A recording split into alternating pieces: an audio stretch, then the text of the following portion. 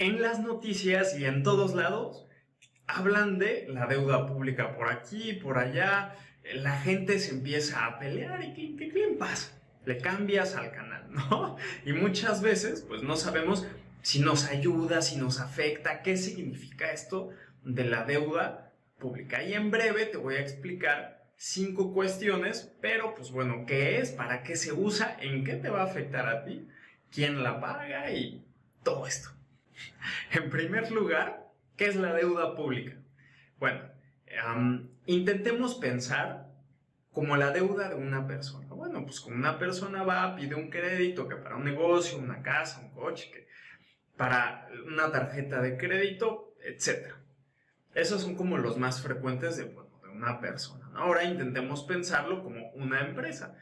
Pues la empresa pide dinero para financiar algún proyecto de negocio, con el cual pues va a tener una rentabilidad y con eso va a pagar la deuda. Por ejemplo, una fábrica, maquinaria, investigación y desarrollo, tecnología, en fin, ¿no? Imagínate que el gobierno, al igual que una persona o que una empresa, puede pedir prestado de diferentes formas y a diferentes instituciones. Y por lo general, pues es muy similar, ¿no? O sea, tú pides dinero prestado y ¿qué sucede? Que aquí el gobierno, pues es la autoridad representante que pide el préstamo, pero no es una deuda del gobierno. Por eso se llama deuda pública, porque el gobierno, pues es la autoridad que en estricta teoría representa al pueblo y entonces ellos piden la deuda, pero la deuda es del país. Y esto funciona muy similar, tú pides prestado a una institución o a alguien, a alguno de sus amigos, algún país amigo, ¿no? Y esto tiene un costo que se llama interés. ¿Por qué? Porque cada año, pues bueno, de la deuda que tú pides, pues hay un porcentaje, un interés que te van a cobrar. En segundo lugar, veamos para qué se gasta esta deuda. Y si nos ponemos en los pies, al igual que una persona o una empresa, bueno, generalmente uno pide un préstamo para gastos que pues uno no tiene para hacerlo de jalón. ¿A qué no? Pues una casa. Uno llega a pedir una casa con unos billetes y ya, ¿no? Y te la dan. Pues no. Lo que pasa es que tú pagas un primer avance, un enganche, y lo demás es una deuda. Porque pues las casas, pues no es como que las puedas comprar así, como así. Eso es un ejemplo, ¿no? Podría ser un coche, podría ser un proyecto de inversión, un negocio, cualquier cosa. Y una empresa, por ejemplo, ¿cuáles son los gastos de una empresa? Bueno, la empresa gasta pues en sus empleados, en el marketing, puede gastar en muchas cosas, sobre todo en mantenimiento de la fábrica, depende del producto de la empresa, gastos administrativos, etc. Y muchas veces cuando ellos piden una deuda para un proyecto, bueno, pues uno espera que la utilidad del proyecto pague la deuda. Tarde o temprano, pues pagas la deuda, si no, imagínate, eso no es negocio. Y en este caso, con el gobierno es igualito. Pero el gobierno, pues, ¿en qué gasta, no? Aquí hay que entender que el gobierno tiene 2 tipos de gastos. Bueno, los vamos a englobar en 2. Uno que es el gasto corriente, así lo llaman, digamos, las instituciones y los financieritos, gasto corriente. Bueno, ¿qué significa esto? Que son los gastos que es para mantener el funcionamiento de todo, del gobierno, etc. Entonces, ¿qué quiere decir esto? Que esto incluye los sueldos de los funcionarios, de los políticos, de la policía, de los seguros sociales, bla, bla, bla. Todas estas cosas entran aquí. Entonces, pues los gastos que quedan son los de infraestructura, ¿no? Las escuelas, los hospitales, las empresas públicas, porque dependiendo del país en donde estés, los gobiernos muchas veces tienen empresas públicas, acueductos, instalaciones de energía, bla, bla, bla. Entonces el truco aquí está en saber, pues, en qué gasta cada gobierno, ¿no? Porque imagínate que pues, el gobierno gasta casi todo, el 98% en gasto corriente. Y el otro 2% restante, pues en infraestructura. Entonces ahí tú ya te vas dando cuenta que en 5 años, pues la infraestructura que hay, las escuelas, los hospitales, que el seguro, que no sé qué, va a ser la misma, porque no están invirtiendo ahí, todo se está yendo a los sueldos, los gastos de mantenimiento de la infraestructura que ya hay, no a aumentarla o mejorarla. Entonces, bueno, pues eso es interesante, ¿no? Ahora imagínate tú una empresa pidiendo una deuda millonaria, pues uno esperaría que sea para un proyecto, ¿no? Porque si no es para un proyecto, si es para los sueldos y cosas que se van y no te generan algo extra, pues te vas a despertar en 20 o 30 años con una mega deuda, con un interés y no la vas a poder pagar. Pues lo mismo pasa con el gobierno. Entonces al final hay que saber pues las deudas para qué las van a utilizar. Y pues en este caso, por ejemplo, si el gasto corriente se gastará el 100%, pero de los impuestos que tú pagas, bueno, es diferente y las deudas las pides para infraestructura. En el mundo de Disneylandia y no, en el mundo de las maravillas. Y tú sabes, por ejemplo, ¿en qué gasta tu gobierno? ¿Para qué pide dinero prestado? Número 3. ¿De dónde sale este dinero? ¿A quién le va a pedir prestado un país? Bueno, vamos a englobarlo en dos secciones. La primera es la deuda interna, que es la que le pide a sus paisanos y a sus residentes. Por ejemplo, Estados Unidos saca una cosa que se llama instrumento de bonos de la tesorería. Y en México hay unos que certificado de la tesorería. Y en Argentina y en Colombia cada país tiene su propia forma de pedir dinero, pero la deuda interna es pedirle a la gente que vive en el país. Y la otra, bueno, obviamente por un rendimiento, ¿no? O sea, no es como si te he prestado, pero no te doy nada, ¿no? Casi siempre regresan un rendimiento que recuerda, cualquier cosa que tú inviertas o que tú prestes tu dinero tiene que ser mayor a la inflación. Ahora sí, la segunda forma es que son deudas externas. ¿Cómo que externas? Claro, es de forma internacional, tú se la puedes pedir a un país, ¿no? Por medio de instrumentos financieros, tú le vendes a otro país un bono. O que Estados Unidos tiene una emisión de bonos y pum, y la mayoría los compró China, ¿no? Bueno, son noticias de años pasados, pero eso quiere decir que Estados Unidos le debe a China tanto dinero. Así son como funciona. Y la otra no es pedirle a un país, sino a una institución internacional. ¿Como cuál? Como al Fondo Monetario Internacional, que en inglés se llama IMF, ¿no? Ahora, ojo, ¿por qué? Porque cuando tú pides una deuda internacional te tienes que fijar en qué moneda está.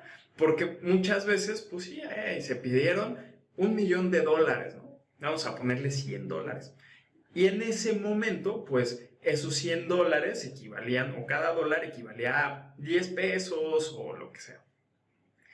Oh, sorpresa, pero en 5 años, como las monedas latinoamericanas no son famosas por ser pues, muy estables, pues resulta que ya cada dólar pues, ya vale 20, ¿no? Ya no vale 10, ya vale 20 pesos.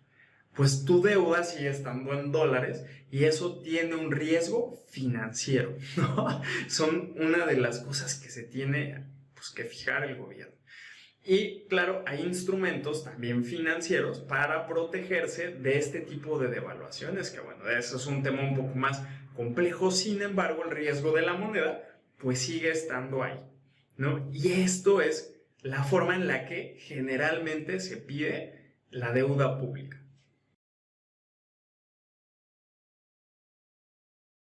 Número 4. Respondamos a una pregunta súper interesante. Bueno, ¿y quién paga la deuda pública?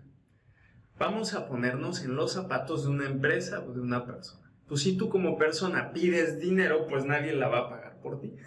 Tú tienes que ir a pagar la deuda. Y si tú eres una empresa, pediste el dinero para pues, un proyecto, haces el proyecto, vas teniendo tus rendimientos, pues tú pagas tu deuda. Si no, pues nadie la va a pagar por ti. ¿No? ¿Qué sucede en el caso de la deuda pública? El gobierno es la autoridad representante del país y entonces, bueno, pues ellos piden la deuda. Pero, pues, ¿quién la paga? ¿A poco ha pasado que alguien del Banco Europeo va y te toca tu casa. Oye, ¿dónde está el dinero que nos debe tu país? Pues eso no pasa. Ni siquiera el Fondo Monetario Internacional ahí anda, ¿no? Va tocando puerta en puerta a cobrarle a todos. Pues eso no sucede. Nunca te ha pasado. Y si te pasa, pues mejor ten cuidado, ¿no? No abras la puerta. Ahora, el gobierno la va a pagar con sus ingresos. Pues porque una persona, una empresa, lo paga con sus ingresos. Oh, pero, caray, pues ¿cuáles son los ingresos del gobierno? Pues los ingresos del gobierno son los impuestos que le cobra a todos.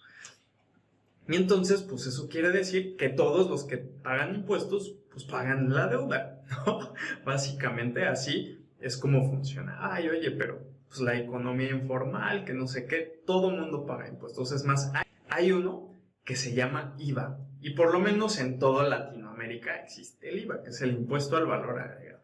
Y es el impuesto que se le pone a todos los productos. En un país será 10%, en otro 15%, en otro 20%, depende de cada país, pero este impuesto pues sí existe. Y entonces tú vas a la tiendita y eso tiene que tener un IVA y un IVA y un IVA. Y hay veces que tú ni cuenta te das, tú preguntas cuánto cuesta, el IVA está incluido. Total, es un impuesto. Y hay muchos tipos de impuestos, impuesto para cualquier cosa, ¿no?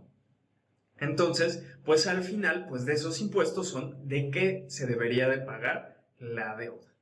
Entonces vamos a suponer, ¿no? Porque si la deuda la paga el pueblo, ¿qué pasa? Que el pueblo pide una deuda para construir un magno proyecto, un tren o algo, ¿no? Una infraestructura. Y entonces, pues eso pues es una deuda a 20 años. Y la debería de pagar, bueno, con la recaudación de impuestos de aquí a 20 años. Oye, pero ¿qué pasa si en 10 años pues hay una marcha o una revolución social o las personas, en vez de ser pacíficas, pues van y dañan el tren, ¿no? Van y dañan y bueno, pues ¿qué pasa? Que el mantenimiento y todo lo demás se sigue pagando con los impuestos, porque ese es el único dinero que tiene el gobierno, ¿no? En cualquier caso, pues la deuda la termina pagando el pueblo. Número 5. Otra pregunta interesante. ¿Más deuda pública significan más impuestos? Bueno, pues en realidad no necesariamente, ¿no? Si con los impuestos que tú tienes y los ingresos que tú tienes, pues puedes pagar la deuda y el interés, pues no debería de haber ningún problema. ¿Por qué habría que haber pues, un alza de impuestos? Pero, ¿qué sucede si no te alcanza para pagar la deuda y además el interés? Bueno, en ese caso, pues probablemente sí van a subir los impuestos, porque si no, ¿cómo pagas, no? Ahora, te quiero poner un ejemplo, ¿no? Imagínate que tú debes 1,000,000 a no sé cuántos años y la mensualidad, pues, es de 10,000 y el pago mínimo, o sea, porque además, pues tú debes de pagar cierto mensual, ¿no? Es lo ideal, te dicen que es 10,000, pero pues en tu hojita dice, bueno, pago mínimo 3,000. Y por algún motivo tú dices, ¿no? Este mes, pues gané 5,000, no tengo ni para pagar la mensualidad. Bueno, pago lo mínimo, ¿no? Porque además, pues tengo que gastar, que la comida, que no sé qué, el transporte. Total, terminas pagando solo 2,000. ¿Qué pasa? Te dicen, ok, muchas gracias por pagar, pero como no pagaste ni el mínimo, pues te empieza a generar interés. Y si de repente pues tú sigues y el mes que viene, pues no te van a pedir 3,000 como pago mínimo, te van a pedir 3,300. ¿Por qué? Porque ya se te acumuló pues un pedacito del interés. ¿Qué sucede con un país o con la deuda pública? Si los intereses que te cobra la deuda es mayor a lo que tú ganas, imagínate, eso te puede pasar a ti como persona o como empresa, ¿no? Pues quiere decir que pues no lo vas a poder pagar, ¿no? Y que con el tiempo eso te va a generar intereses. Oye, ¿y esto le puede pasar a algún país? ¿No? O sea, es una buena pregunta. Porque al final, pues ponte a pensar, por eso hay ciertos indicadores como el porcentaje de la deuda pública de la recaudación fiscal. O el porcentaje de la deuda pública del PIB. Oye, pero el PIB, ¿qué tiene que ver con esto? Si el PIB es la producción total de bienes y servicios por un tiempo específico, en una región específica, y son productos finales, pues imagínate que depende de la recaudación de impuestos. Si los impuestos son el 30% de las ventas, vamos a suponer, como muy a grandes rasgos el cálculo, pues si tu deuda pública, tu porcentaje de deuda pública del PIB, pues es del, no sé, del 80%, y los intereses, no sé, son del 5, del 6, no sé, pero pues tú cómo le haces, ¿no? Porque tú recaudas en estricta teoría un porcentaje de las ventas. Y de repente, pues, ¿qué empieza a pasar? Que conforme va pasando el tiempo, ya no es 80% la deuda pública del PIB, ya de repente es 90, 100, 110. Y cuando haces una proyección a 5 años, pues resulta que vas a llegar a 200. ¡Wow! ¿No? Eso quiere decir que, bueno, esto también, a estar ahogado en deudas, también le puede pasar a un país.